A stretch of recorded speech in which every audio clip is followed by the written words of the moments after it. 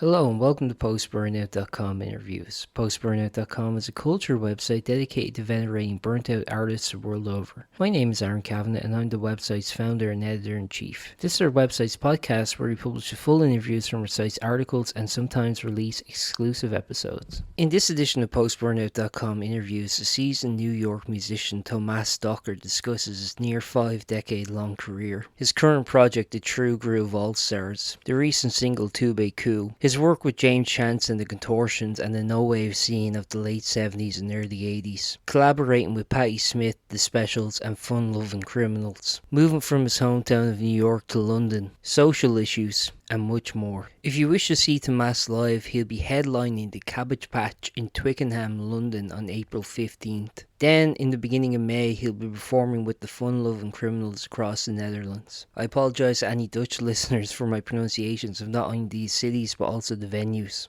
On May 6th, they'll be at the Luxor in Arnhem. Then on May 7th, they'll be at Victory in Alkmaar. Then on May 8th, they'll be at the Mez in Breda. Tickets for all of those shows are available in the description of this episode, and you can also check there for the names of the cities I was trying to pronounce too. Thank you very much and enjoy. Hello. You. Hey, man. Hey, Aaron. How are you, man? Very good. Very nice to meet you, man. How's your day been, I guess, so far? Oh, it's good, man. Everything's cool. Just running and gunning, pre-release and trying to make it happen. How are you doing, man? You good? I'm very well, man. Whereabouts are you actually at the moment? Are you in New York now, or? I'm in London. Oh, sick. So, okay, so we're on the same time zone then. Yeah, where are you at? Dublin. Where are you? Dublin. Oh, Ireland. Dublin, Dublin. Right, Yeah. right, right. Awesome. Yeah, cool, cool. Yeah, Sick, I man. hear it now. I was like, where is it from? Yeah, I thought Dublin. Yeah. I've heard that before. Yeah, I've heard my accent is very indiscernible. I don't know. Something goes, certain words. It's like Dublin. Yeah, Other I think words is I like, don't know why. I think I watched too much like American television growing up or something. So I hear you, man. I hear you. Well, thanks so much for taking the time to talk to me. I appreciate it. Oh, You know, dude, absolutely. There is a lot to talk about with your career. I actually am kind of overwhelmed in terms of where to begin. So, um, I guess I'll start with your current project, the True Groove All Stars. So, like, if I'm correct, this project's been going for I guess about a decade now, if not more. yeah. I was wondering if like maybe, well, actually, first of all, does it even feel like it's been that long? Look, man. When I was a kid, I guess this is probably true for everybody. I want to believe this. When you're a kid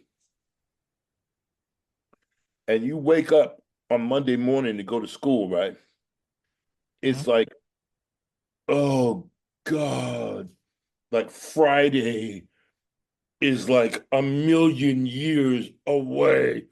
I'll Yeah, never make it to Friday. You know what I mean? It's like absolutely, absolutely. when you get a bit older, it's like you blink and 6 months has gone by. And it's like I absolutely relate to my mother that. she said, just wait till you get older. You're gonna wish you could slow it down. You know what I mean? You really will. But Mhm. so no, it doesn't feel like it's just I'm just listen, I've been blessed to to be able to collaborate with incredible artists in all kinds of different disciplines, not just musicians, but theater people and visual artists and tech people. Um, and in my mind, they're all true Groove All Stars. It's just like the idea of the true Groove All Stars. It's like the band in my head or the organization in my head. You know what I mean? Um, it is a select group of people, though. It's not random by any stretch of the imagination, and they're all very talented in their own right. Did you? You know, and so I'm very grateful to be able to have a semi-revolving hub of people who I bring in and out, depending on where I am and what I'm doing, what the focus of whatever project is. It's the only way to collaborate in any ongoing type of fashion. I find that if you work with somebody one time and it's really Yeah. great, well, then you want to work with them again, but not necessarily on the next thing. It might be two things down the road. You want to, hey, why don't you come back and do this? You know what I mean? So you build relationships. So has it been feel like 10? No, it doesn't feel like feels like I just started this yesterday. So Well, actually, I was going to ask like about the impetus, I guess, for starting this project because, you'd had a very successful solo career. Like up until then, you've been doing stuff for like, the last 2 decades or more. So I was wondering like, why did you decide like now was the right time to kind of start this like new collective? As you were mentioning, it's kind of like a fluid thing. It's based on, people's availability, but also like, not wanting to pigeonhole who you work with and just kind of having that variety, you know what I mean? so here's the deal. Yeah.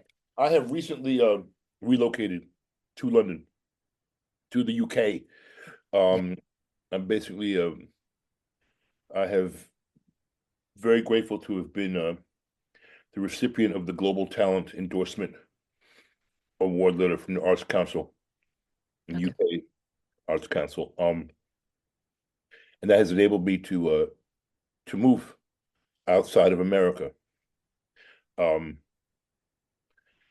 it's been a long time coming in theory, but without going into a hyper political discussion about stuff that we already hear much too much about every day. Okay, it's just you know, it's not. I need to go where art, culture, music is celebrated and welcomed. That's Yeah. just what I need to do for my life. It's not the first time I've lived, in different places other than where I was born. I've lived in Japan for many years, and that was a thrilling experience. I lived in the Netherlands for a while, so I'm not, I'm a citizen of the planet, you know what I mean?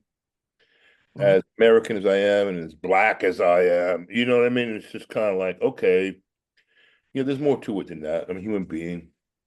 And so I've been fortunate enough to relocate over here. And many of the members of the True Groove All Stars, the UK branch, um, Yeah. are members of the legendary group, the Specials. Yes. Yes. Okay. And so to have been invited not only by the Arts Council, but by the members of these guys first, they invited me over, said, hey man, you should come over here. We'd like to work with you. We can help you figure out, navigate the terrain. I was like, oh my God, what an honor. I mean, I'm a lifelong Specials fan, fanatic Yeah. since I was in high school. Yeah. So you know, that was all I needed. And I just started coming over the last 3.5 years and building up the relationships and the connections and doing shorter tours and short and longer tours and gigs and just building it and building it. And finally I was like, okay, now let me go get this visa. And so here I am. It's it's been one of the biggest blessings of my life, without question. As you may or may not know, I've been doing support for the legendary Fun Lovin Criminals, Yes. Yes. who are also part of this whole hub of artists who have welcomed me over here, and it's night and day, man, in terms of if you're trying to be a creative, forward thinking, musical artist, and you're not Beyonce, Yeah. what do you do? How do you create? How do you make a living? And it's possible over here because people over here, like I said, I'm going to try not to do too much America bashing, but it's just that Sure. outside of the United States, there is a general respect and reverence for musicians and great music. Period. You Yeah. know, it's a cultural thing, and I thrive in that kind of environment. I mean, I have to be in that kind of environment. Otherwise, it's like a plant without water. I just don't. Sure. There's no oxygen. I can't deal with it. So anyway, that's why I'm here, and that's why I'm doing things the way that I'm doing it now. That doesn't mean I have I'm not in contact with my crew back in New York. I mean, we're in constant contact. We work all the time together. So it's like I've just got access to some amazingly talented people who are very generous and they inspire me constantly. So I'm just grateful, man. I'm just Yeah. gratitude is just the first thing I was, every day is a good day. You know what I mean? It's like I don't have Yeah. bad days. You know what I mean? It's just what's what's not good. I mean, I'm talking to you today. Great. You know, Yeah. all the, good. the highlight of your day, you're talking to me. What I'm saying is, wow, I'm hanging out with Aaron. Whoa, Woo! how cool is that? For real though, for real. Yeah. It's so good, you know. I have to I have to ask, like, one thing like that's very apparent when you listen to your music, including your new single, which we're going to talk about, but just talking about your discography in general. You're obviously somebody who's like is very like interested in world music and kind of like the different cultures and different music, and really kind of like investing in that. I mean, being from somewhere like New York and being from somewhere like London, being like huge melting pot, living, sorry, now in somewhere like London, like huge melting pots, like pretty much every group of people are represented to some degree. Yeah. Is that kind of important to you to actually be in these big kind of like multicultural spaces in order for your art to flourish, or could you live somewhere where it's like, maybe like less represented, or like where there's only like a few things, or do you have to kind of be in these kind of culturally rich and culturally diverse places in order to kind of make the art you want to make? Good question.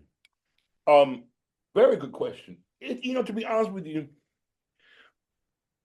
um, I'm not necessarily a country guy, man. You know what I'm saying? I'm not gonna go hike a 20-mile trail up the side of a mountain and then look at the cloud. I'm not really I'm the same, yeah. I I'm don't not care. really that guy, okay?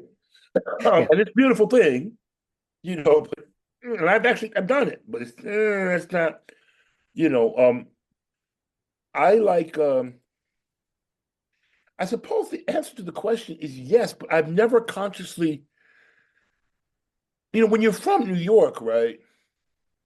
One of the big issues, I'll say issues as opposed to a negative uh connotation. One of the big issues with places like New York, eh, is that people live in New York and they really feel they've seen the world. They experience everything in New York culturally. I mean, these Yeah. a certain amount of it, not everything, but it's like all the cultures that are all just there. You just If you just live in New York City every day, you you come in contact with the world, whether you like it or not. Yeah. It's just everyone's there. Same thing with London. Same thing with Paris. Same thing with Tokyo, believe it or not. You know what I'm saying? It's just like, okay, Yeah. so these are the major hubs, right, on the planet. And there's something really cool about that. There's something really cool about that, I think.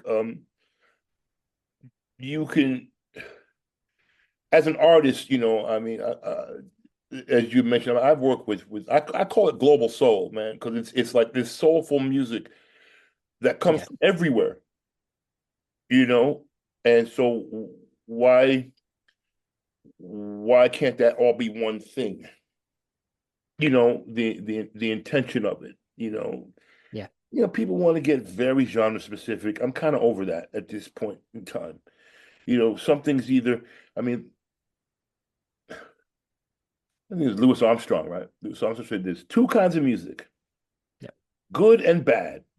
If you can tap your foot to it, then Yeah. it's good.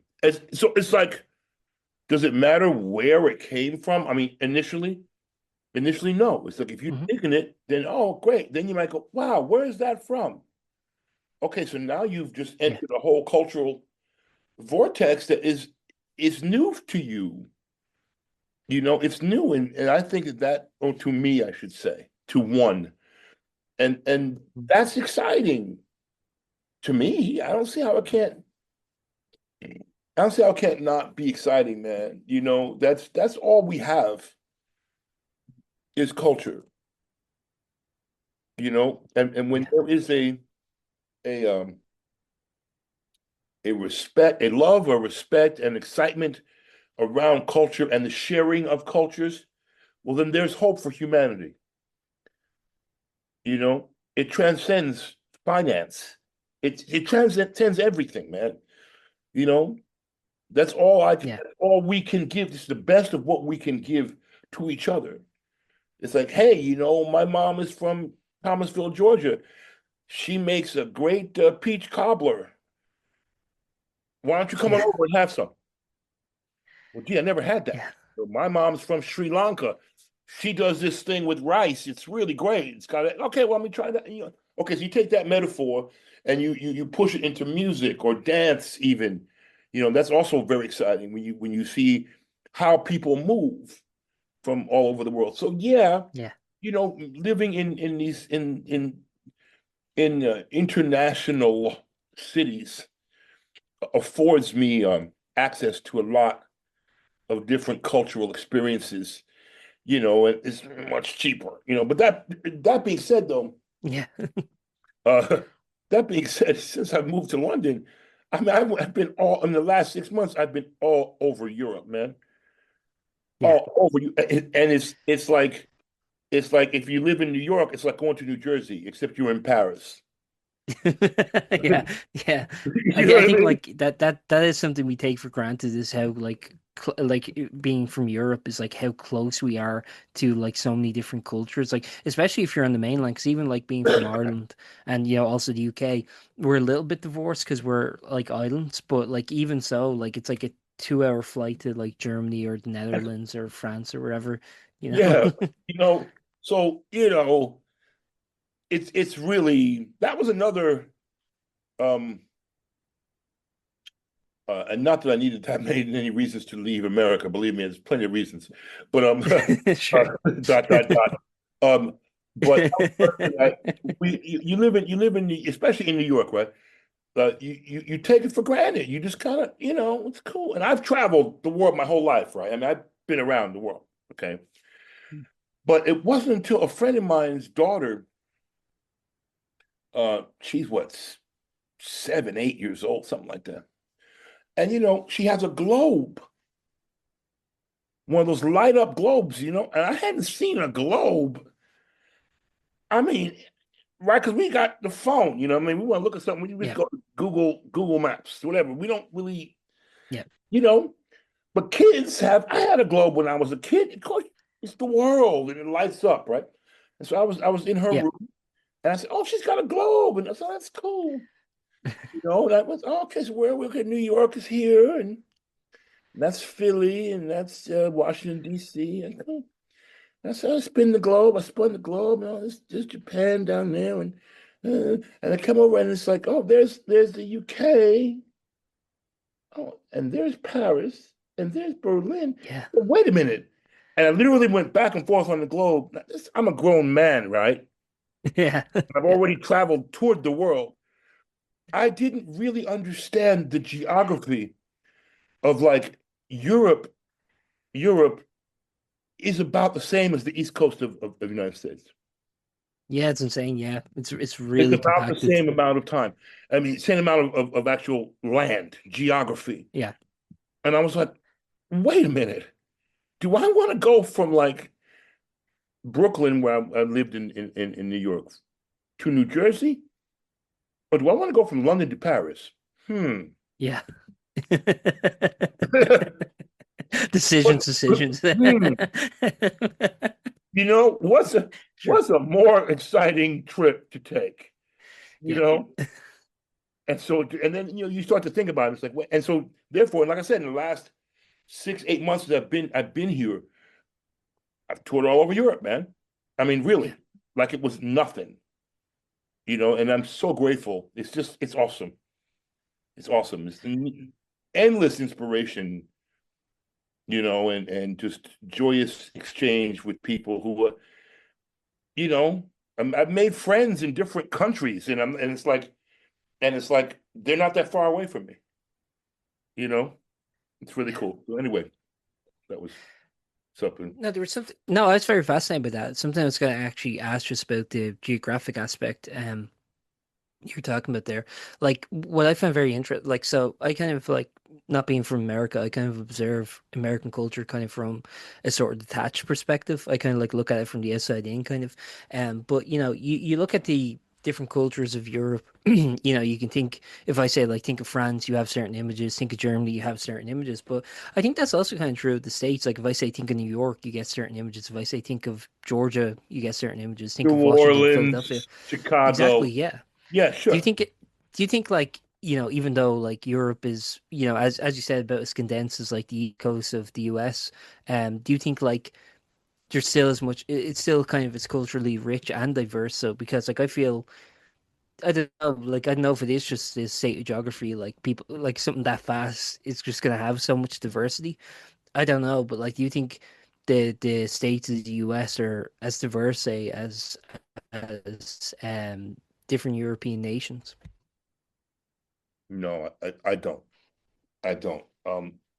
There is there are pockets of diversity that exist in all of the major cities in America. There are little pockets, like you'll have a Japan town, you'll have a Korea Yeah. town, you'll have a Spanish town, you'll even, you know, but that's not, you'll have a French Quarter, they'll call it the Yeah. French Quarter. It's, but that's not like going to France. Yeah, yeah. It's just, you know, the subdivisions are even, it just goes boom. It's Yeah, like, we have like little areas like that too here where it's like, you know, this is like the kind of the Asian district or something like right. that, but it's not the same. Yeah. It's not the same. You know what I'm saying? It's Yeah. not the same. So, you know, it can satisfy only but for so long. And so Yeah. if you're curious, if your thirst for culture is if, like mine, if it constantly has to be fed, then Has to you'll be burn quenched, through yeah. that pretty quickly. You know what I mean? And you're like, Yeah. okay, well, I know there's more to this than what this particular space can hold. Yeah. And it's all, so I appreciate it all. I mean, I've definitely had valuable experiences in these places. Not only that, though, it's all, like I said, it's hard for me to say anything really great about the United States right now, man. But it's just like there's just this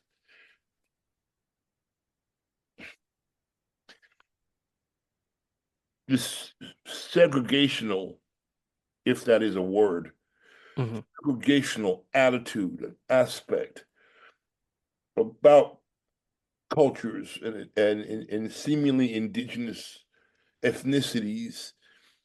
It's like there's just this. I find that there is more energy pushing things away from each other than bringing them together. I Yeah. hope that made any kind of sense. You know, No, it so does. Yeah. There's more a kind of culture of division than there is unity. that's a better, yeah, cultural division. Which takes us into the racism thing, which we don't necessarily have to jump all the way in now. But it's the bigoted thing, racism, bigotry, um, cultural disrespect, which is extreme, right? It's one thing if you've never had, I don't have to describe the ignorance behind it. It's one thing if you've never had Chinese food. It's another thing to say like, well, I hate Chinese everything because well, you've never Yeah. had the food. How do you know because if it's not, if my mom didn't make it, then I don't want to even try it. Sure.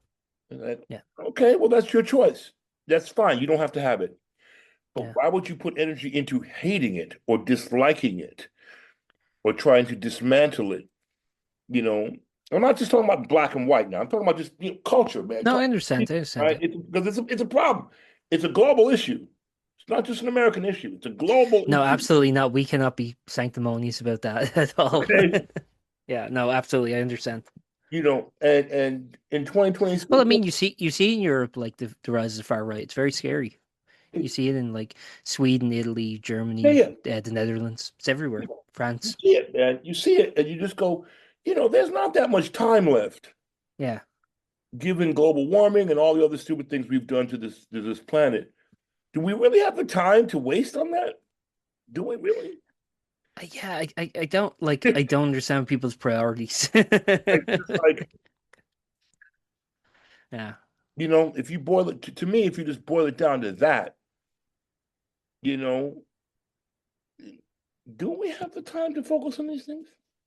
Is To that me it's gonna? like it's really airy how like how recent things like say for example Jim Crow law segregation is in the Mm, US or like even like Nazi Europe were like there are people still alive who were around during those eras like they're not that long ago no, and it's crazy to me that it seems to me that like we I think we in the 21st century kind of have this sort of like idea of like oh well that's back then but like dude I'm from this I was born the same century as all that you right, know exactly, like it's not exactly. that long ago you know and it's scary because like I think when we get to like we as a collective get to like detach from that and we kind of go oh that couldn't happen here we get too complacent and I think actually like I've been thinking about this like I think a huge issue is like we've been kind of like so conditioned by a sense of somewhat a sense of like I guess unity or like at least like or like even like I'm even thinking now like even like South Africa the segregation was up until the 90s and I think we just got too comfortable away from that now we we're kind of ignorant to it I don't know. I think what is willful ignorance, man.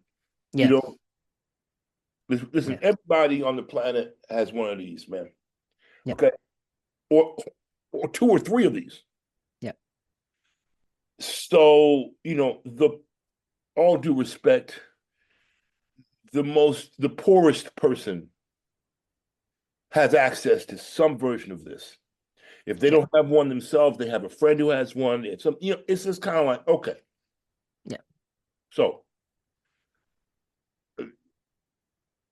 this is culture. It could be a culture hub. It could be, depending on what you want to use it for. So, for someone to be willfully ignorant, it's really that's It's a a very choice. the definitive choice, man. It's a Yeah, definitive choice to hide one's head in the sand. You know, it really is like they've almost got to fight to do that. And it's just like, yeah, why would you put the energy into that?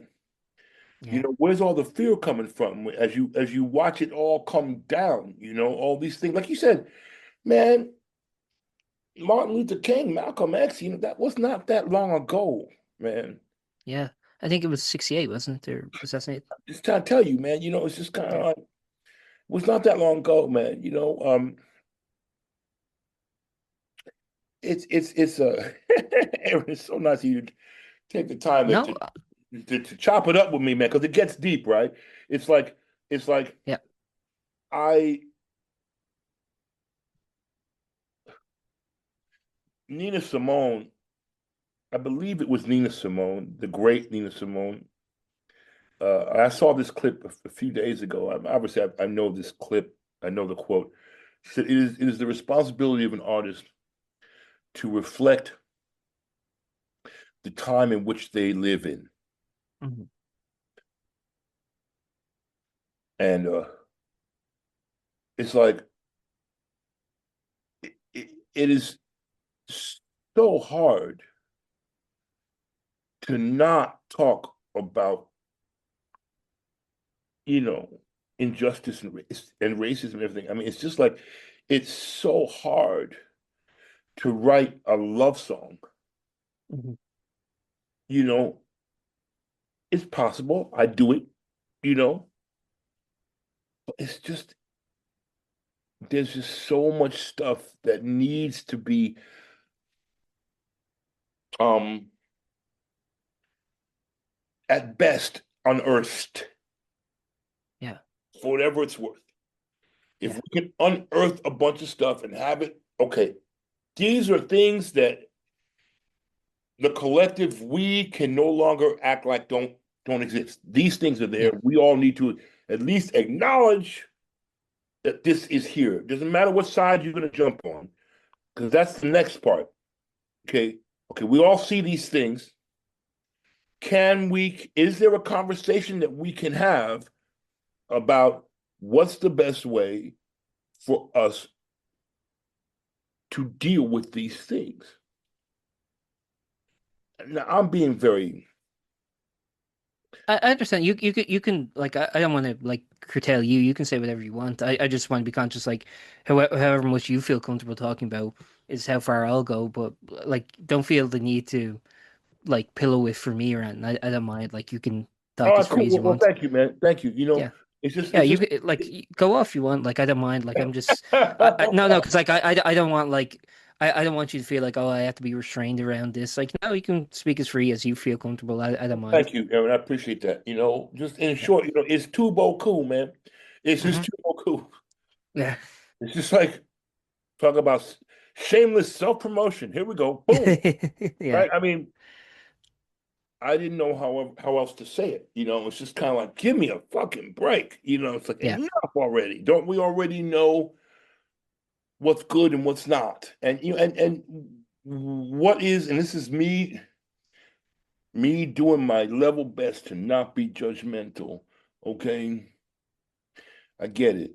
Not everybody has to like or love everybody else. Hmm. I get that.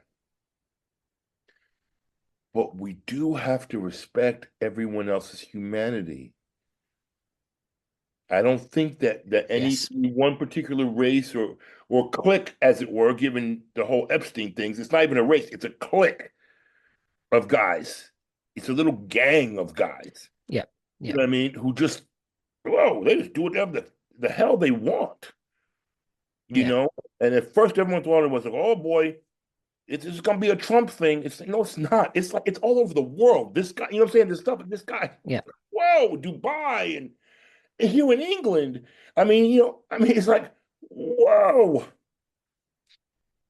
Yeah. these are people who just basically do what they want. Yeah. I think also like with the rise in like racism and fascism, we're also seeing the kind of haves and have-nots. We're seeing just how bad wealth disparities getting, where you have people who don't know where their next meal's coming, who can't pay their bills. Simultaneously, you have someone like Elon Musk becoming the world's first trillionaire. It's just absurd, you know? It's, And I it's think just I kind of think like people are like I think we're at a breaking point, man. I think like something's gonna change soon. Like it has to. it's too cool, man. That's what I mean, literally. Yeah. I'm just saying it's like that's exactly where we're at. It just can't, you can't stretch the rubber band any further. No. What Bob Marley say, he says, hey man, a hungry man is an angry man. You know, Yeah. Yeah. you do not want to come between a man and feeding his kids. You don't. Yeah. He It's will summon yeah. up superhuman strength and resilience, you know, and it's just like, this is what's happening to humanity. There's a Jesus God, man, it's everywhere. I mean, people are at the edge of it. I, Literally. I agree. I think like I think whether like I think loss of humanity is something we're all kind of experiencing too. Like I think whether you're religious, spiritual, agnostic, or completely secular, having humanitarianism at the core of your being should be a universal thing, but it's not anymore. I think like every school of thought will teach you to respect one another, hopefully, if it's a good school of thought. Yeah, There are some bad ones, obviously. But I think every human being, that's the one commonality we should all have is like that's how we should live our lives, is treating other people with human beings, and we're not like I was actually kind of like really physically sick the other day when I saw like a news report that the city of Rafah is like completely gone, and like thousands of people are just dead now, just completely toppled, and like I don't know how I can live with that information. I yeah, always used to get really scared watching like World War II movies and stuff. Like I'd actually get like watching Schindler's List or something like that. I was like, this is actually too like I can't emotionally process what it'd be like to live in this time, and now I feel like Jesus Christ, like this is like kind of as close as it has been certainly in my lifetime, to being in 1940s Europe or whatever. yeah. It's just, and one of the things that as I said, where there is a cultural, where there is possible, where there is of space, I hazard to say a sacred space that's being held for cultural exchange and Hmm. sharing, then there's hope. There's hope. Yeah. It might be a match at the end of a long, dark ass tunnel, but it's something, Hmm. it's something. Because without that,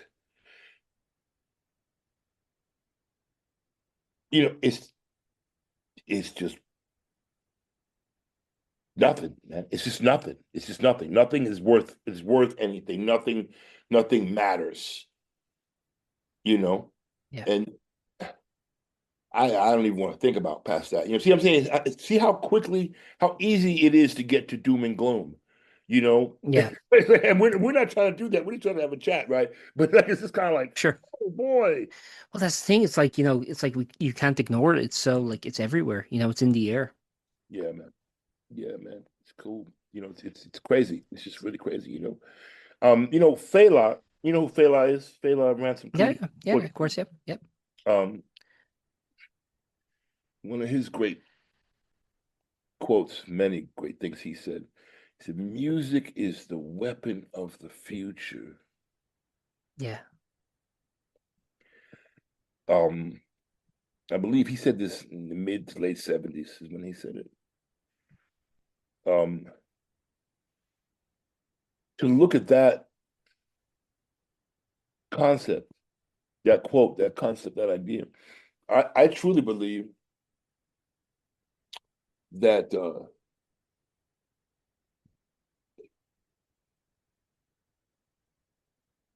given the fact that there is so much, I mean, especially once again in America, it's just rampant, but it's global. There is actually so much censorship happening in Hmm. literature in different places. It's just kind of like, whoa, when did that Yeah. become a regular thing? I mean, I thought we had moved past that. I thought we had agreed that Yeah. okay, we're not going to burn books. You might go to a school that their curriculum does not include, say, The Handmaid's Tale or 1984 or Ralph Ellison, Invisible Man, or the autobiography of Malcolm X. Okay, maybe Yeah. the school in Texas somewhere, or in Poland somewhere, maybe they're not going to have those books. But you can go down the road and the next school will. Yeah. But Yeah. now they're actually destroying the books. It's like, what do you mean? Okay, so music, man, it's like because it's been relegated to zeros and ones for the most part, right? You know what I mean? As a delivery system, as a mass delivery system, Hmm. you can't burn. You can burn vinyl. Go ahead. We have a vinyl. We're gonna burn all of Fela's vinyl. We're gonna break Yeah. all of his CDs. Yeah, but you can't. If you're gonna go online and delete all of Fela's, I mean that's a whole. You can't really do that at this It point, right? exists on someone's hard drive. Yeah. It's right, exactly. You know what I'm saying? You can't really do that. Yeah. So Because I suppose like at one point you could destroy the masters, but we can't do that anymore. It's you out can't do it there. anymore. Right, right. That ship has sailed. Yeah. So the idea of freedom of thought, Yeah. you know, uh, is really it's almost like a like a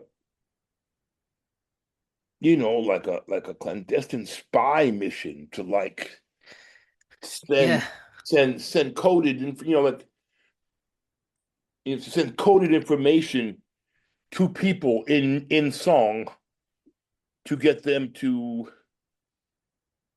That is one and they're thinking. benefit I though. mean, wait, say That is one benefit though. Like you see it like anytime a government tries to censor people, the information gets out somehow. I think actually, the internet is kind of very mixed bag. I'll say that much, right? yeah, It's given us, it is given. Like, I have to say, man, like it is giving voice to a lot of people who otherwise wouldn't have a voice. You see that every time, like. like things now, people are the oppressed are kind of getting their voice out in a way that they wouldn't have had the opportunity. That's a good thing, but simultaneously, you're seeing like a lot of surveillance, a lot of suppression. You're seeing a Right, lot of right. censorship, as you mentioned. But I do think people find a way to circumvent it. Smart people figure it out, and they kind of who are against the evil regimes, they figure it out. And I think it's great that that information of how to circumvent censorship is being disseminated quite quickly and quite far. You know? Yeah, it's really there's nothing wrong with it, man. You know what I'm saying? With the internet as an idea, as a Yeah, concept. It's what we do with it. yeah. Well, my controversial opinion is, right, people talk about, when the internet was sort of first really coming to prominence in like the late 80s, there was this idea of like, it's going to bring about global communication and democratize the world. And controversially, I think it has done that, but people just don't realize that, democracies are full of assholes and bigots too, Right, you right, know? right, right. Right. You know what I mean? But I think it's done its job. It's just the people there aren't saints, you know? You are I think so we have this idea of democratization that being like democracies are a beautiful, brilliant thing, and they are, but like simultaneously it's like, yeah, but they're also full of nasty shits who are gonna vote for the worst thing possible. yeah. I mean, I remember when I was in high school, Hmm. as an assignment, we were assigned to read the Communist Manifesto, Hmm. which is, about that big. It's a It's tiny, yeah. pamphlet. You can It's read a it in one go. pamphlet. Yeah. Not really even a book, Yeah, right? because it was meant to be read for like workers on their time off kind of thing, Right. yeah. And you Yeah. give it to it's supposed to be given out to people. Yeah. We read it and we discussed it, and it was like, from the discussion, it was like, this is really cool. Yeah. I mean, on paper, it's how did it turn into this thing, Yeah. right? Well, you factor in human greed. Yeah. Okay. Yeah. As soon as you put that in, then that really nice little idea, that pamphlet, becomes this evil thing. Hmm. And so what was the thing that was going to combat that evil thing? Democracy. Yeah. So now here we are, and like you just said, it's like, well, you've got the founding fathers and the Constitution and that idea, which had spread globally, right? Yeah. That kind of post-enlightenment sort of thing, yeah. Right. You know, Yeah. um, but guess what? It's the same thing. As soon as you Yeah. factor in human greed, it's just an idea. Yeah. That idea can be manipulated for all the wrong reasons, That And that's the thing. There's always exceptions, isn't there? You can like there's always like wiggle room. right. And but we as a humanity, we are finding that out now. Yeah. That, Yeah. so democracy doesn't really work either. Hmm. Yeah. So what's the system that we're all supposed to live under? Yeah. And you It's see what I'm saying? So somebody's going to come in. I mean, this conversation, it gets huge, right? So then someone's going sure. to come, they're going to, well, religion. Yeah. Well, we all know about all the various issues there. You know what I'm saying? It's like, but Absolutely. there is something, there is something with the varying spiritual platforms that exist. You know what I'm saying? Yeah.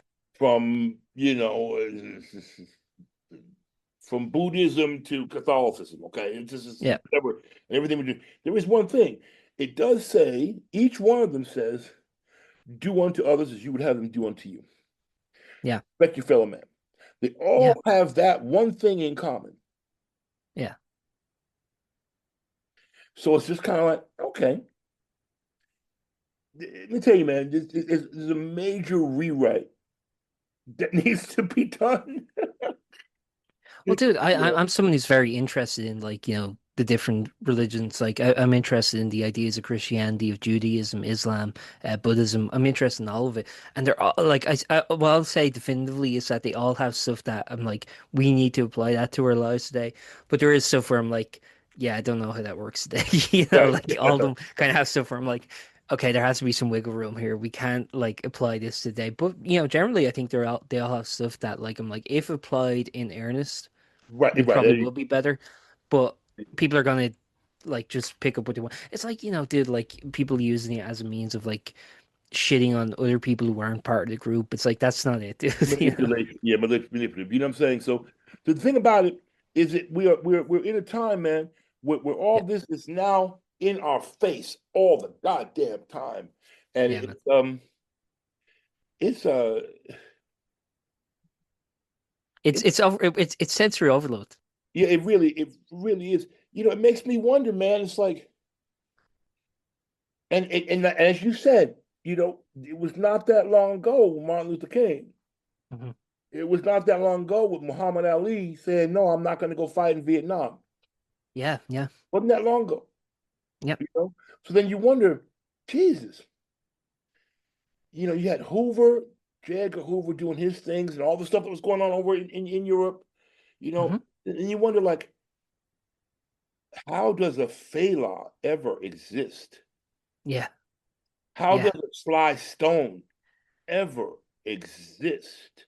yeah,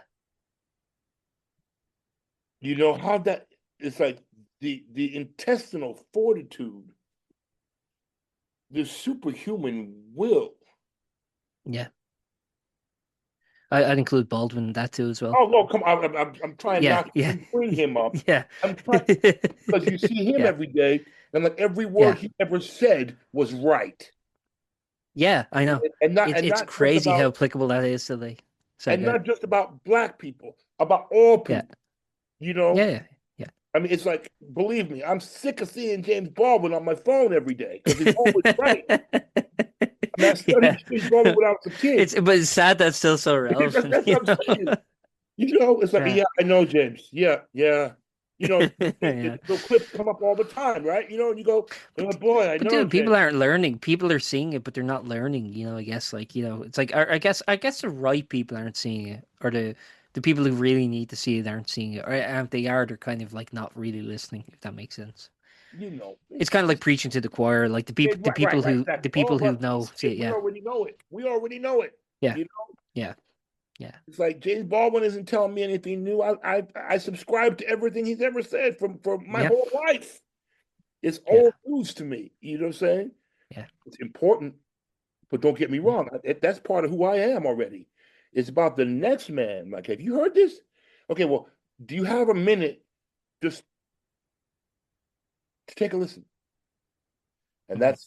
that's where it gets difficult. You know what I mean? That's where it gets difficult. It's just it doesn't have to be difficult, but that seems to be where things kind of go down. You know what I mean? It's weird. Anyway, yeah, Baldwin. It's so funny you bring up Baldwin. I'm trying not to bring up Baldwin, right?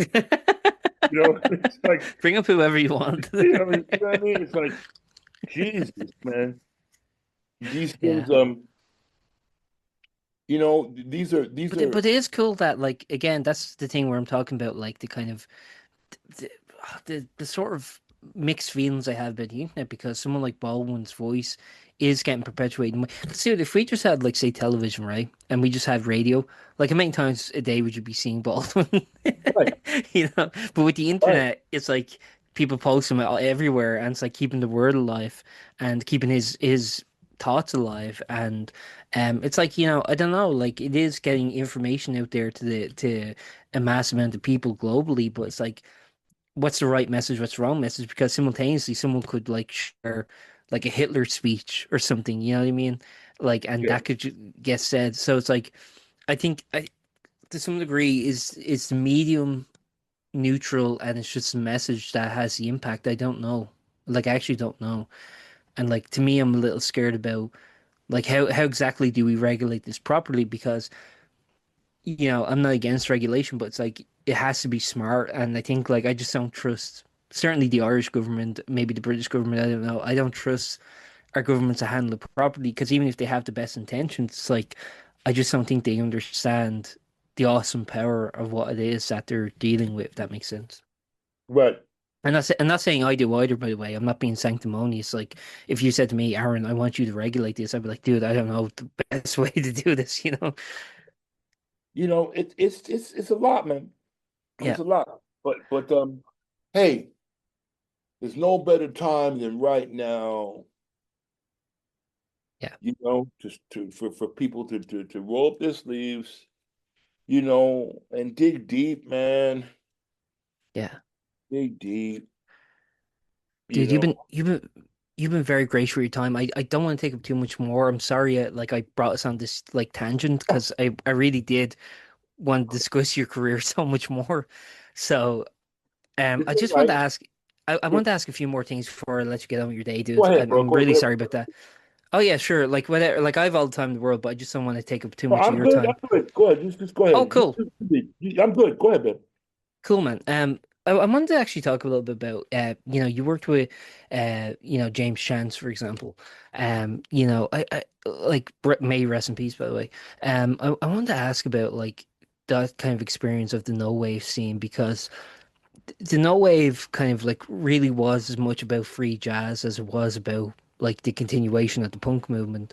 Um, I was wondering, like, do you think like being part of that scene kind of helped with the kind of like I guess the music that we're doing today where it's like everyone has such a kind of fast volley of influence, again probably benefit from the internet that everyone has access to so much stuff. Do you think now that kind of music is more applicable to today where everyone's so diverse in their tastes, or was it just kind of a thing of its time that couldn't exist today? How do you feel about that scene, I guess, Wow. retrospectively? Sorry, that was a lot.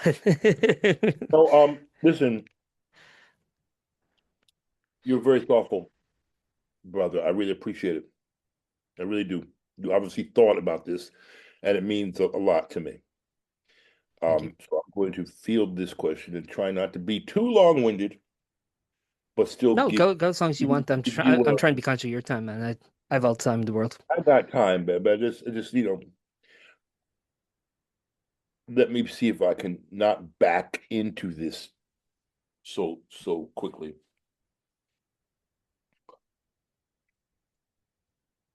That was a moment in time, a very special moment in time.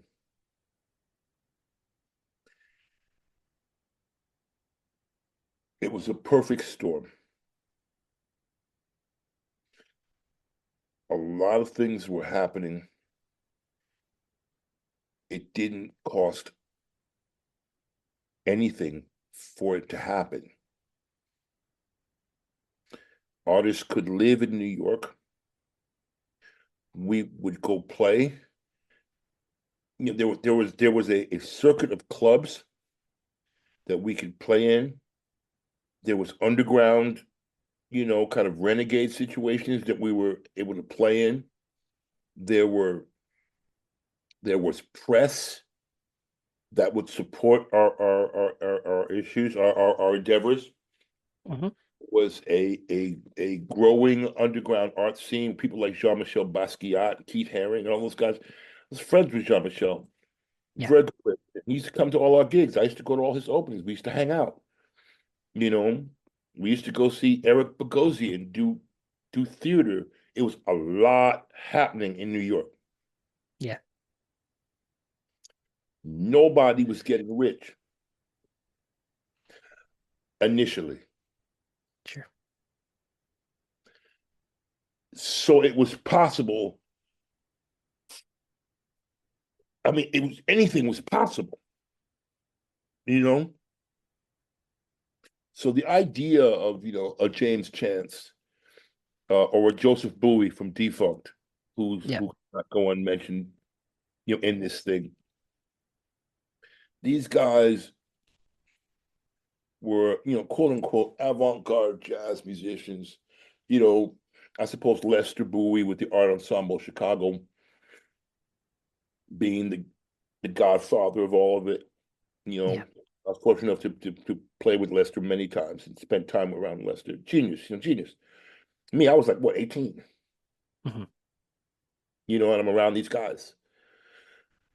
Literally, I was always the baby in the room, and I just kept my mouth shut, and played my ass off. Yeah. Whenever I was given the opportunity, that's what I was like, wow, man, you're in the room with like James Blood Ulmer. Yeah. Whoa. That are like really, you know?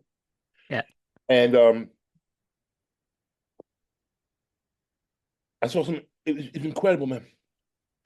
It's incredible. I'm very, very, very, very grateful that I kind of grew up then, artistically, musically. Um, I wouldn't trade it for anything in the world. I wouldn't. It has afforded me a resilience and an open-minded, open-earedness, open-eyedness to things since I was very young. Yeah. You know, um, could it happen today? Like I said, one of the major factors was that you could afford an apartment. Yeah. People, we could. I never had a problem making rent. That was never something I worried about. Yeah. I mean, no one was homeless. Sorry, sorry, can I just say, like, I remember I forget who it was, but a different social critic made a similar thing about the punk movement in England in the 70s. He was talking about bands like Wire and Gang of Four and stuff like that. And he was saying, a lot of these bands were on the dole, so they had all the time in the world to, practice their art, to write their songs, to make their music, and they could afford to live on the money on the dole, but kids today can't. If you're on the dole, like, you're fighting tooth and nail to stay alive. You don't have the time, the luxury. It's a That's what similar I'm thing. saying. It's like so. I mean, it was a special time, man. Yeah, It was just a special time when a bunch of elements aligned, and it allowed a space for creativity to really flourish. yeah, And then AIDS happened, and that was the end of it. yeah. So the AIDS epidemic, you feel like, was when it just turned to shit. It couldn't happen anymore. I mean, about AIDS. I mean, initially everyone was saying, "Oh, it's a homosexual thing." It's Hmm. so if you're not homosexual, you got nothing to worry about. But then straight Sure. people died. So then you're Hmm. like, "What's that about?" Oh, well, it's about needles. Oh, well, everybody was shooting dope back. Everyone's getting high. I mean, it was like on some level, it was very much like a Sodom and Gomorrah Yeah, kind of time period. yeah, Extremely creative, very intense, very decadent. yeah, Okay. But the thing about it is that it was consistent. So as you move through, I mean, and then hip hop came in halfway through it. Hip hop happened. Boom. And so you've got it from the Bronx all the way to like the Lower East Side. It's just this intensity happening, man. You know, thrilling. It was absolutely thrilling time of my life. There's no way it could have lasted any longer than it did. Me being an adult now, grown, I get it. Eras come and go. You know what I yeah. mean? That was an era, and I think that there has been a every now and then, and sadly for the wrong reasons. I feel there's a resurgence of interest in that time period. You Hmm. know,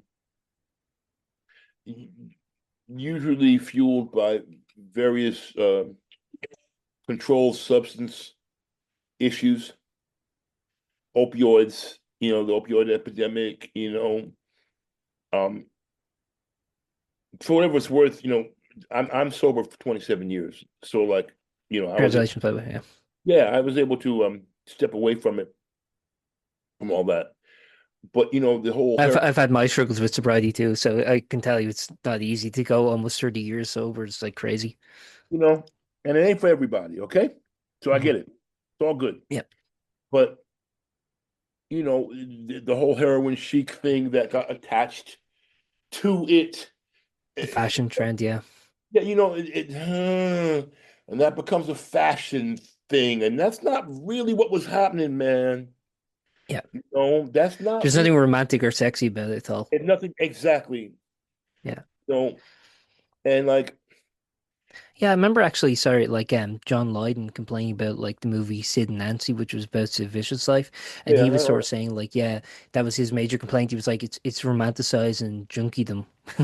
right, Yeah, right, exactly. You know what I mean? because I've thought about this too. With like a lot of the aesthetics are cool if you think about it, are kind of like a perpetuation of suffering. Like you think of like the idea of like 90s cool guy like Kurt Cobain, sort of like skinny dude, kind of like wigged out, like kind of I don't know, like it seems to me like unknowingly they're kind of emulating the like nodding off, you know what I mean? Like these are the images they're kind of emulating the idea of being like cool and aloof is actually a perpetuation, I think, of human suffering. That's just been my kind of critique of that time.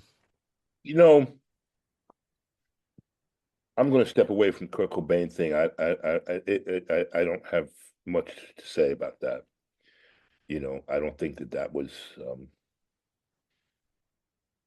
I don't know. Sure, Musically, I just don't think sure. that was as great as everyone says it was. I get it. It represents a certain time period, and everyone likes music from their time, right? Their heyday. Mm. I respect that. You know, it and like I said, I'm gonna step away from that. It's just kind of like, woulda, coulda, shoulda. Had he had there been more albums, had there been more credible work, would it have been really that important? Would have. We don't know. Mhm. Because what happens, it got blown up behind this romanticism of something really dark and negative. You know, that became Mhm. the thing that fueled the driving interest of this thing. And then people go, "Oh yeah, the song was really great." Yeah. Yeah, it wasn't great, man. It's all right.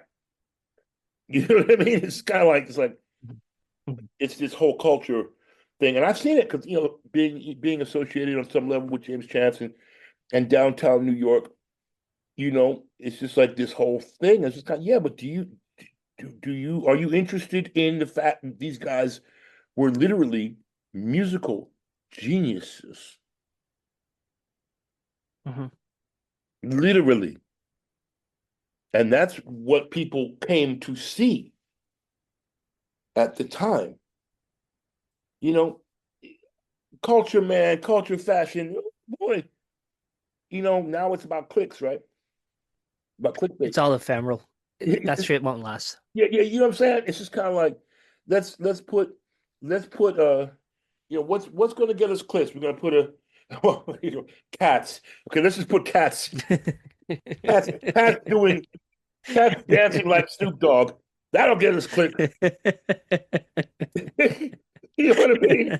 It's just Yeah, kind of like it's so it's lame. guaranteed. Or somebody dying a horrible death. That will get us even more clicks. Let's talk about that. Yeah, man. Wait a minute. Somebody just did something really, really good. And you know, the other sad thing too now, sorry, you're talking about people's death. There have been people who've tragically died, whether it's from ODs, whether it's from suicides, things like that, like prematurely. And now it's fueling a thing now where because of like Epstein and stuff like that, and because people aren't trusting official narratives anymore, everyone's death is a conspiracy now. Right? And to me Yeah. it's very tragic because like everyone's just like speculating on a poor person's death. It's like, oh, what really happened? As if a tragedy of suicide can't just be a tragedy on its own. It has to be some tangled web. Someone had information that the other people didn't want getting out. It's really like, ugh. It's just absurd, man. It's just absurd. Yeah. But to really go back to your original question, I appreciate it. It was a beautiful Yep. topic, but things can happen again now.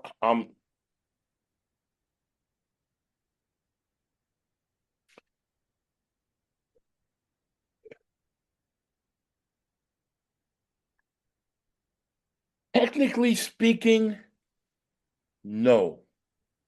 Mhm. But when we perform, we do our best, um, and not even consciously, just because it's ingrained in us. Like I said, the guys who I work with, over here when we perform live, they're coming from like working with the Specials and all the different legacy ska bands, and that's from the same time period. It's just what was happening over here, you know. Yeah. I mean, I remember seeing Yeah. the Specials when they first came to New York. It was unbelievable. It was in a club that I had played at Yeah. weeks before then. Hurrah, unreal. So it was the same Oh kind. yeah, they're right. Yeah. Yeah. It was the same scene. Yeah. Um, we bring that intensity and that freewheeling kind of spirit to what we do. Yeah. This is without the drugs. This is without, these guys, some of the guys in the band they're grandfathers, man. You know what I'm saying? They Yeah. have grandchildren. They're grown men. They're not kids. You know, we don't stay up after the gig getting plastered. That's not what it's Sure. about. You know what I'm saying? It's No. not what it's about. Yeah. But the spirit of freewheeling creativity, you know, in music, where anything goes. If it's funky, it's fine. Play it. You know what I'm saying? Hmm. Um, I see audiences just going nuts. It's like Yeah. it's like they've never seen it before. I'm like, and then I realize, my age, right? I'm not gonna talk about my age, but it's kind of like, oh yeah, Tomas, it's been a while since anyone has seen it. Yeah. So I mean, I've got to temper my own reactions to it because it's like, what do you mean? This is nothing new. Oh, wait, it actually is new.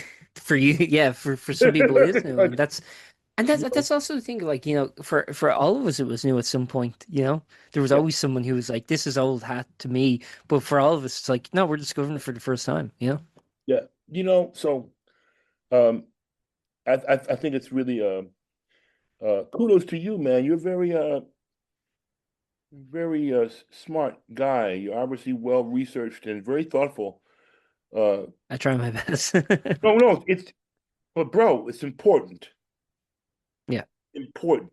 You know what I'm saying? This is the kind of it's not even so much about me. It's about like, we what is it? it's Those who are to not, me. I think. Well, to me, I view it always as documentation. I think that's the important thing. Is like not letting anything go to waste. yeah, yeah. Those who are not aware of history are doomed to repeat it. You know, bam. I think So we're seeing that now as we're talking about. I mean, we're literally living in it now, right? So like, Yeah. if you don't know about, I mean, I'll just draw a quick parallel because we're over here in the UK, right? So one of my Mhm. favorite bands when I was coming up, okay, it still is Ian Dury and the Blockheads. Yeah, hit me with your rhythm stick. Yeah, great guy. Still don't get Ian Dury and the Blockheads. They still Yeah, can't figure it out. With the spoken word poetry, the R&B grooves, right? And then he's yeah, got a sax player who's doing what? He's copying James Chance. The sax player in Ian Dury and the Blockheads was straight up doing a James Chance impersonation. yeah, What he was doing. And what was James Chance doing? He was doing Albert Eiler or Ornette Coleman. That's what he was doing. But over yeah, a James Brown beat. You see what I'm saying? So yeah, it's all one music. It's all one. It's nothing. We all borrow from different things, and then you see the conversation connects. Oh wow, you're hearing the same thing I'm hearing. That's cool. yeah. You know, we're not once again proving that we are not so different. That's exciting to me. That's exciting to me. You know, And it's not that we're so different, even in terms of like geographic or cultural backgrounds or anything like that. We're not even so different generationally too. right, right, exactly, exactly. It passes down like, you could be half a century removed and kids are still digging the same thing. Yeah, It man. must be very vindicating actually to kind of know that your music has like longevity. You don't have to be the Beatles or anything like that, but like still the fact that people are buying like special records still, like I think like the special before Terry Hall passed away, I must have seen them. I think either the last or second last time they were in Dublin, and I think it was at Trinity College. And my God, dude, it was like, it was like, as you said, it was like grandparents to like newly 18-year-olds. Yeah, You know what I mean? yeah. So, It's amazing, you yeah. know. Rest in peace, Harry Hall, too, by the way. Yeah, rest in peace. Yeah, Um, yeah, for sure, man, for sure. Yeah, shout out to the specials, all of y'all, you know, yeah. come and gone. So, next question. Perfect. I'll have two more and then I'll let you go on your It's day. cool. And one thing I was just interested in, kind of based on what you were saying, you were kind of mentioning when you first got into the music scene, you were like, a young guy, 18, and you were trying to kind of basically be a sponge, like, keep silent, just kind of like observe and absorb as much information as you could. I was wondering, at what point in your career did you finally feel like the adult in the room? If there was there a moment where you're like, shit, now I'm the adult, now I can't be the kid anymore? Or was it just gradually you look back and you're like, shit, I guess, I've been kind of sailing the ship for a bit. That's a great question, man. Um, man, you, my father said to me, um, he said, make it your business to to be the dumbest guy in the room. Yeah, He I said, get that. You he said, you might enter spaces where you are completely out of your depth. He goes, pull up a chair, sit in the corner, keep your mouth shut and your ears wide open. And he said, and then one day you will just all of a sudden you'll be the smartest guy in the room. yeah, He goes, you won't even realize it. Your life will go by, and all of a sudden you'll be at the head of the table, and you'll see a young guy in the corner just listening to every word you say. Um, I'm certainly in that place now. You know, um, like I said, I've just got gratitude, man. I've just got so much gratitude to be able. I've been giving master classes and lectures at various institutions here in the UK, like Northampton, University of Northampton. I gave one there about 2 weeks ago, and a few months ago I gave one at 8 months ago I gave two of them at ICMP in London. And yeah, it's just great, to be in front of students, music, people who want to be in music, yeah, and I'm like, oh my God, they are here because I'm like the old dude in the room. I like survived. So they're figuring, okay, this guy has survived somewhat intact. yeah, He must know yeah, something I need to know, yeah, you know, beyond Spotify, beyond, all this other stuff. yeah. There's something else to this, you know, and I'm very, very, very grateful to share, you know. I can't keep it, man. I can't keep it. That being said, the more you know, that's a lot of cliches, man. I'm sure your parents or whoever it is that you've looked up to has said these things to you in one way or another. It's like the more you know, the more you realize that you don't know anything. So basically, what I'm saying is that is that I'm really grateful that anyone's interested in anything I have to say. Yeah. And I do my best to be as thoughtful and as courteous. And as honestly insightful Yeah. as I can be with the truth that I have seen with my very own eyes.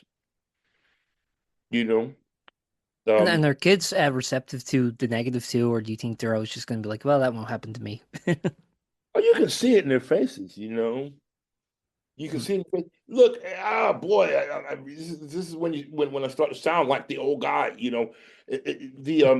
The cultural parameters are shifting, man, in ways that I'm not really too happy about. I know why they're shifting, and honestly, it's my generation's fault. Okay, you Yeah, can't blame the sure. young generation. We have to take responsibility for the mess that you guys have been given.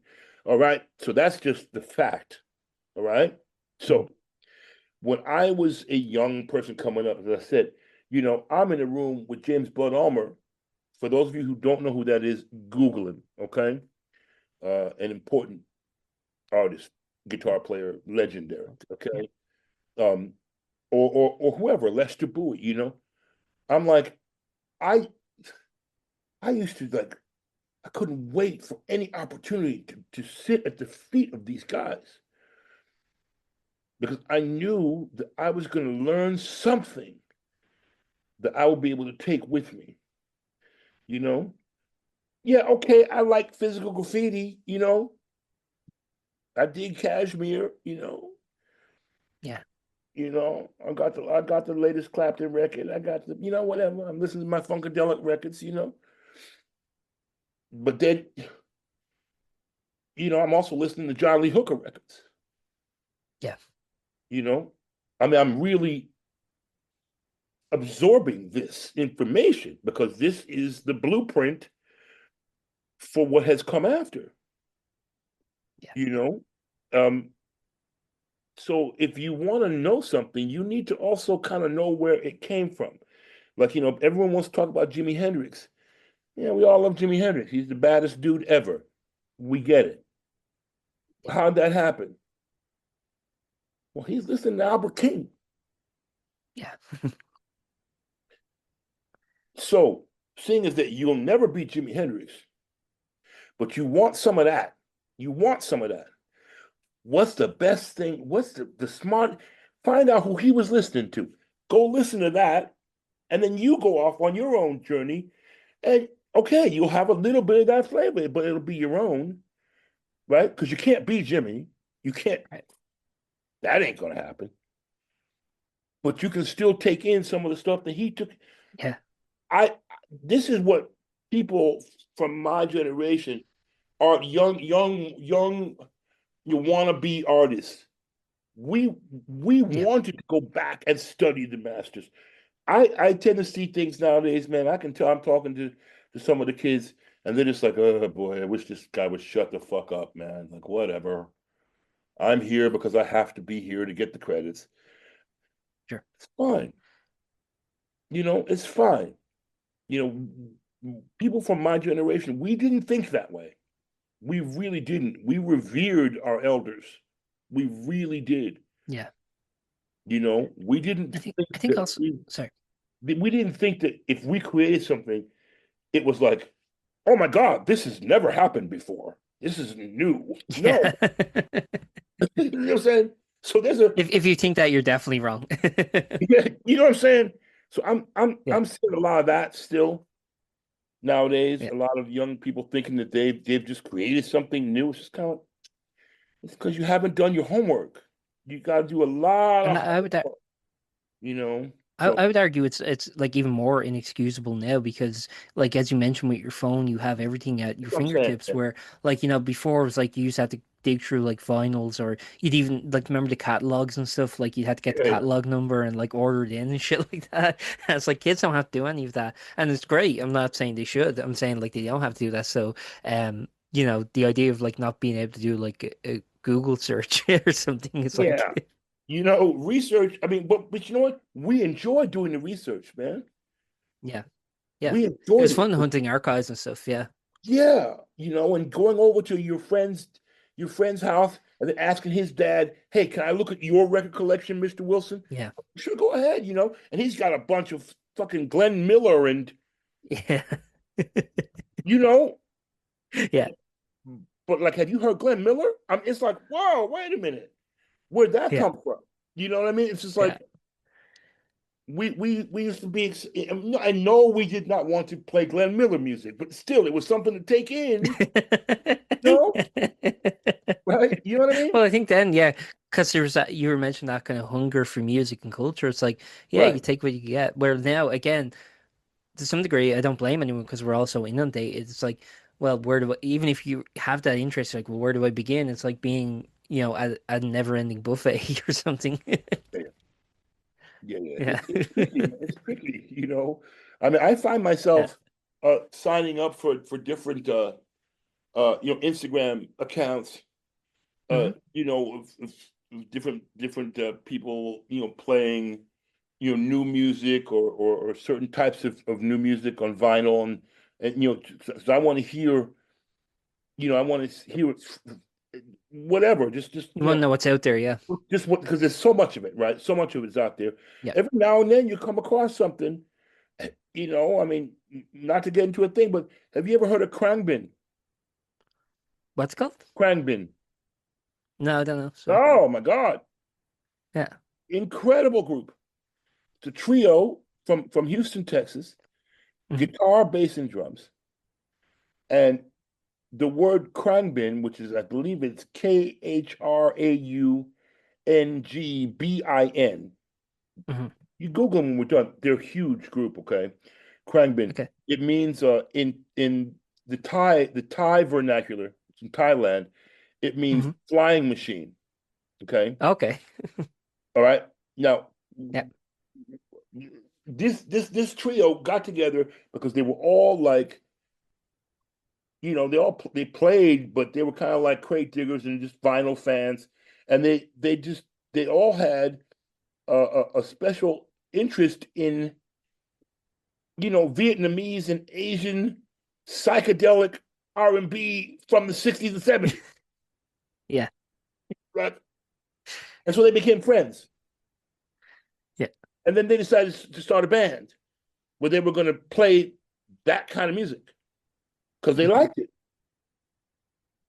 They're huge now. They're huge, okay? But that's where they got their thing from. Well, on the other side of the coin, there's another band called Glass Beams. Have you ever heard them? No, it sounds familiar. I'm not entirely sure. No, I'm I'm telling I'm you, gonna it's say like no, just tentatively. like for some crazy reason, and they've got more of an Arabic kind of feel in it. Sure. And Khruangbin also has an interest in like Ethiopian melodies and stuff. But I mean, you check them out, man. These I will. groups are great, great groups. Really interesting. It's instrumental music for the most part. They have some vocals, but it's instrumental groove music, and it's Hmm. kind of like, oh, that's interesting. Why is all of a sudden why are bands like that appearing in the world now? Hmm. You see, that goes back to my whole thing about global soul. See, it doesn't matter where it Yeah. comes from. It can come from anywhere if it's soulful, Yeah. you know? So anyway, I made that really compressed. But like I'm looking for all kinds of different kind of things. You never know, man. You find stuff and you go, oh, that's really cool. And So you're always learning. Every day's a lesson. it should be. It should be. Yeah. Last question. Just final question. Yeah, I want to talk about your new single actually. Two Bit Go. So it's out to tomorrow as we're speaking. I was interested a little bit in the background of it. I wanted to make it clear. So this was based. The inspiration for this song came from, I believe, Patti Smith when she was playing at the Olympia in Paris. She was playing "People Have the Power," and I was actually. It's funny. I saw Patti Smith. She did the Horses 50th anniversary It was and it she was came it to was the Europe for. last show. It was the last show of the European leg of the I horses. was I was at the Dublin show with my dad for Okay. that. So yeah, I remember that she performed it there too. So I was like, oh Yeah. yeah, I remember that. I think she mentioned it was a song she wrote with her late husband. Yeah. With Fred, yeah. Yeah, and yeah, so yeah, I was wondering maybe you could speak about this new song and yeah, the background and everything. Okay, so here's the deal. Okay, so I grew up loving Patti Smith, and I and Me I too. and I have been in many rooms with Patti Smith, though I had made the acquaintance of Lenny Kaye, her guitar player. I had Yeah. never ever met her personally, even though I might have been standing 5 feet from her many times when I was young. Um, I'm just a lifelong fan. Mhm. And so, without getting into a really crazy story about how I actually met her daughter introduced me to her via the iPhone in a pharmacy. Oh, really? I'm really making it really short. It was a chance. Could you elaborate slightly, please? Because Okay, that's very interesting. it's crazy. All right, so I was on my way to Finland, literally. I Yeah. stopped in this local pharmacy that I was friends with the owners, and they support my music, and it's the same pharmacy that Patty and her daughter go to in her neighborhood Okay. in Soho in Manhattan. Mhm. And I had given the owners of the pharmacy, like I said, they're friends and fans of mine, and so they had copies of my records, vinyl. And at one point, Patty came in with her daughter, and this was like just at the end of the pandemic, right? And they had Mhm. an extra copy of one of my releases, and they gave it to them. Well, it turns out that Patty and her daughter loved my record. They really loved it, Yeah. and so they Do you, checked do you me know out. which record it was? Yeah, it was the wherever you go record, Okay. um, which I did. I, like I said, it's a lot of stuff. I mean, I thought that might have been my last record. I did that during the pandemic, when we all thought we were going to die. So I thought, Yeah. okay, this might be it. So anyway, it wasn't it, thank God. And they gave a copy to Patty and her daughter, and they played it all the time. They loved it. So anyway, I'm in there getting ready to I'm getting some toothpaste, new toothbrush. I'm gonna head to the airport. Patty's daughter, Jessie, is there. The owner goes, "Hey, that's Patti Smith's daughter." And I was like, "Oh, really?" Because I'd never met her, right? And Yeah. I said, "Hey, how you doing?" It was Thanksgiving time. I said, "Listen, it's really nice to meet you.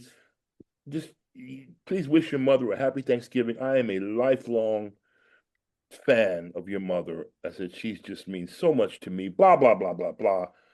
She's like, "Oh, of course, of course." She's like, "We love your record wherever you go. We think you're amazing." I said, "Really? You and your mother listen to me?" She says, "Yeah, you're amazing." I mean, she knew who I was. Yeah. So I'm like, "Wow, that's really cool."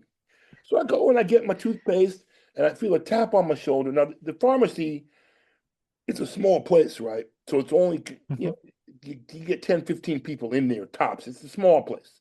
It's a family-owned Hmm. pharmacy. So Jessie, her daughter, taps me on the shoulder. I turn around, and she's holding her iPhone in my face, and it's Patty on FaceTime. Yeah. And I literally shriek like a little girl. I go, "Oh!"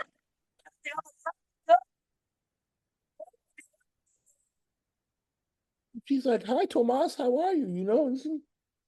And I'm like, "Oh my God, I'm on FaceTime with Patti Smith. This is crazy. Yeah. So what do you talk about? What do I talk to Patti Smith about?" Well, okay, I did have one thing. During the pandemic, um, I I had I have a bucket list of songs that I always want to cover. Uh, Hmm. the specials, doesn't make it all right, was one of them. That was one of the things that got me. You know that song, right? Doesn't make it all right. Yeah. Yeah. Well, I Yeah. have a I version. actually I learned about it first from the Syphilus Fingers version. Right. Okay. Well, right, which is not the other. Well, that was the version that connected me with those guys over here. They saw that, they heard that, they were like, "Who are you? Yeah. You should come over here." So during the pandemic, you got time on your hands, and I'm looking at it thinking, okay, you know what? I've always wanted to cover "People Have the Power." I'm thinking, man, that just sounds like an R&B song to me. Hmm. I can't believe no one's covered it. So I started working on an arrangement. And it was coming out pretty good. And then I got to the second verse, and I was like, I can't do it. That's just Patty. That is Patty just being Patty. It's not even really written. She's just, it's like, Yeah. Free associating. yeah, you know what I'm saying? It's like she's speaking in Yeah. tongues, right? Yeah. And I'm like, okay, I guess I can't cover it. Hmm. So here I am. I got Patty on FaceTime, and I'm like, Patty, I was working on a cover of "People Have the Power." She goes, "Oh, that's interesting." I go, "Yeah, but I had to put it down." She goes, "Why?" I said, "Well, that second verse is all Patty all the time. I can't do that. That's you. That's your magic." And she looking in the phone, she goes, "Change it." I said, what? She goes, change it. I said, excuse me? She says, you have my permission. Change the second verse. She goes, I know you're a writer. You know how to write, Tomas. She goes, you have my permission. She goes, you understand the basic gist of what I'm talking about. She goes, make it your own. Yeah. Obviously singing the chorus and all that, but she goes, make it your own. I said, are you serious? She goes, yes. And so I said to Jesse, I said, hold the phone up. I said, everybody here, Patti Smith is giving me permission to rewrite the second verse of People Have the Power. But she's laughing, we're all laughing, you know, but Yeah. that's the truth, man. That's the Nice. and so You want your witnesses for that. right, for real, right? You know what I mean? Yeah. So Yeah. Patty is nothing but heart and soul, okay? She's just what I mean? She's Yeah. just really You can um tell. You can tell. Like I've she's never met her, real but like you can people. tell. She's a real person. You know what I'm saying? She Yeah. really is. So I do it, and she loves the version. She loves it. She approves of it. I'm like, oh my God, I have the only R&B version of People Have the Power, the only version done by a black person, Mhm. sanctioned by Patti Smith. Okay, Yeah. I do that. A couple of months later, they're doing an online benefit for climate change, and they invite me to be a part of it. And so we go to Electric Lady Studios, which is Jimi Hendrix's studio, which is I mean, Yep. Patty's there all the time. She's always there. And we did an acoustic version with me, her son Jackson, who's a dear friend of mine, and Jesse playing keyboard that Patty produced, and we recorded that. And that live recording and video was on this online festival, which featured Dave Matthews, Jack Johnson, Ben Harper, Michael Stipe, Patty, Yeah. and the last person was me doing this version of People Have the Power, but acoustic this time Mhm. at Electric Lady Studios. So now I have become friends with the Smith family. They're wonderful people. Her son Jackson is an incredible guitar player. He's the guitar player. He's the lead guitar. He plays guitar and Yeah. bass in the band as well. That's my man. He was here at the show. Yeah. She Yeah, she showed out her he's son. just Yeah. incredible. And these are some of the finest people I have ever been fortunate enough to meet as people. Forget that it's Patti Smith's family. Mhm. They're just incredible human beings. Just really just special. Like I said, I'm just grateful, man. I'm grateful. So anyway, I had just finished my tour in Paris. I was in contact with Jackson. He goes, why don't you come to the show at the Olympia? I'm like, okay, great. Yeah. It was like 3 days later. And then that afternoon, he goes, you want to play People Have the Power? I'm like, are you kidding me? Of course I do. So Imagine if you're like, no, I'm a bit tired, sorry. yeah, So so I go to the show. They bring me up on stage. I do People Yeah. Have the Power with Patti Smith the last night of the European leg of the Horses' 50th anniversary tour. Okay. That's so sick. Right? That's so You know what I'm sick. saying? It's sick, right? Yeah. I go back to my Yeah. Airbnb and I'm staring at the ceiling going, okay, that happened. I finally fell asleep. The next morning, I woke up and two boku started to come into my head. See, it's a long story. Sorry. But like No, it's you fine. asked, I've all and I fine. just had to tell you that's how it happened. I'm actually very invested, so don't apologize for a Okay, long story in my head. yeah, that's how it happened. Yeah. Being on stage, playing People Have the Power with her in Paris, you know, is Mhm. man, what an experience. Like you get to the chorus and everyone is people have, and the whole you believe that message. You believe it. It's alive in the room at that moment.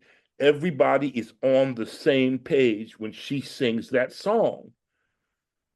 Yeah. And so I thought, okay, I wasn't trying to write or people have the power, but I was just like, I just gotta, my partner said this. I've been using it in the quote, but my production partner, the legendary Mr. James Del Tacoma. Um, Yes. okay, that's my man. We make all the records together. He's a Yeah. genius, really. And he said to me, "Man, this too cool, man. It's two verses and a vibe." I'm telling you, I was like, That's a sick descriptor. I said, can I use that? He goes, yeah. I go, yeah. That's because that's what it is. Yeah. You have to pay That's him what, royalty every time you say it, but yeah.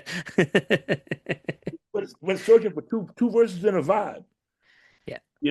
which is kind of like what people have the power is. It's just kind of like, That's true, yeah. except that second verse is her. It's like, Yeah. could have been. She switches it up every show or I don't know. Oh yeah, yeah. No, she's Yeah, it seems Patty. like yeah, It's yeah. fluid, man. It's something else. Yeah. It's a living thing. Okay, so Yeah. but so anyway, that's where it came from. That's how it was born. You know, it's, I stay inspired, man. I get inspiration from all kinds of stuff and everything around me. Television. I mean, my God, at one point, can you imagine, like, television was considered the boob tube, right? Back in the what the Yeah. 60s. And now when you look at, okay, granted, streaming, you've got like a billion things that are just shitty, but you've also got a billion things that are like amazing. Mhm. The But right. that's the same thing we're talking about, like with like music. I mean, there's so much out there that like, vying for your attention. You never know where to pull your focus, you know what I mean? Yeah, you know. So I get inspiration from all over the place. I'm Yeah. an avid podcast and audiobook person all the time. Literature, reading. I'm always taking stuff in. I'm a culture vulture. That's just how I am. I take stuff in. I just look. Oh, okay, that's interesting. Well, Whatever. you have to do, dude. Like, and even sometimes, like, you're not even like, I don't know if you have this, but like, sometimes you're not even intending. You're like, fuck, that's a good concept, though. Just something Right. like that springs to you, and you're like, fuck, I gotta write that down. Yeah, right. Exactly. But Dude, being a actually, that's my old man thing. Is that like I always want to physically write shit down because like everyone else, like I talk to, uses like their notes on their phone. right. I can't. I'll forget it. I'll forget it's there. Like if I have a physical piece of pen, if I have a pen and a paper, like I like that's me. Like I just need to Well, write good shit for down. you, man. Keep it old school. Whatever. Yeah, Make it work. yeah, But anyway, like as far as inspiration is concerned, yeah, being on stage with Patty, doing that. yeah. There's no. That's like divine inspiration Yeah, that's almost. what I'm saying. It's just like, Not to be too blasphemous, but it really, it was just like, you know, yeah, as I have been saying throughout this wonderful chat we've been having, Aaron, I love the man. yeah, I am got nothing but gratitude for all of it. You know, I'm very grateful. Say what you want about these times in which we live, but I am grateful to be an artist right now. There's a lot of songs to sing right now. And we're grateful for your contributions. You know, and thank you for chatting with me, man. Good luck editing this. This is a lot of stuff. You No, know, I'll be fine. No, I'll be fine. No, so, thank you very much. It's much better to have more material than less. So, it's certainly no complaints on my end. I just want to ask Tomas, is there anything you'd like to add before we wrap up? Anything I failed to cover? And generally, if you just want to tell people where they can find you and stuff like that. yeah, TomasDoncker.com, TomasDoncker.com. Okay, Google Yep, me. I'll link it. You link it, Google it. we got lots of stuff going on. We're playing this summer in London, and we're playing in Netherlands with Fun Lovin Criminals and some other things bubbling. There's always stuff going on. We've got lots of things that we're creating to be shared with everyone. So just come and dig the music, and be kind to each other if you do anything. I wish that for everybody who gets to hear this. It's a tough time, so let's all play nice. You know what I'm saying? Yep. Cool. Take care, Tomas. It was All lovely right. talking with you, man. And All right. best of luck with everything you have coming up. Best of luck with the single, everything. Thank you, man. Take care. Let's take care, man. Thank you. All right. Bye-bye. Bye. Thank you for listening to that episode of Post-Burnout.com interviews. We're available wherever you get your podcasts, so we hope that you enjoyed and would consider subscribing, giving it a like on YouTube, or a rating anywhere else. We also have some exclusive episodes only available on Spotify, which features interviews with the likes of Kim Deal, Ron Mail of Sparks, Jacob Slater of Wonder Horse, Maria Kelly, Gavin Friday, and many more. So check those out if you're so inclined. Otherwise, thank you for listening and see you next time.